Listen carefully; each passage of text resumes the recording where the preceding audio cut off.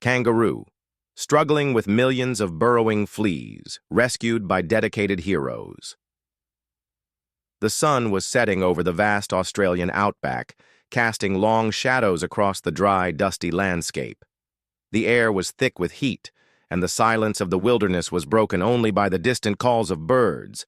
But amidst this silence, something moved. A kangaroo stumbling across the barren land, her body shaking with every step. The sound of her breathing was labored, ragged. She seemed to be fighting an unseen enemy. A sudden rustling in the nearby brush caught the attention of a group of hikers. They had been on their journey through the outback when they noticed the kangaroo, her fur matted and her body twitching uncontrollably. Something was terribly wrong.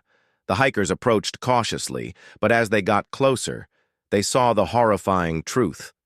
The kangaroo's body was covered in a mass of fleas, burrowing into her skin.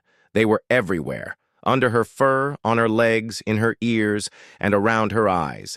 These were not just any fleas, but a vicious, relentless swarm, consuming her alive. Her body was too weak to shake them off. Discovery. Moment. At first, the hikers thought she was sick. But as they got closer, the sheer magnitude of the situation hit them. Fleas. Hundreds of thousands, maybe even millions, burrowing into her flesh. The group gasped in horror, some of them covering their mouths in disbelief. One of them, Sarah, a wildlife photographer, immediately called the local rescue team. "This is an emergency! This kangaroo is in a life-or-death situation!" Tears welled up in her eyes as she looked at the kangaroo, whose movements had become sluggish and desperate. The hiker knew they had to act fast, but the emotional weight of the moment was unbearable. The kangaroo's once powerful frame was now nothing but skin and bones, her body ravaged by the infestation. Emotional depth. The scene was heart-wrenching. As the hiker gently approached the kangaroo, she noticed how the animal's eyes, once vibrant, had dulled with exhaustion. The kangaroo's entire body was trembling from the sheer pain.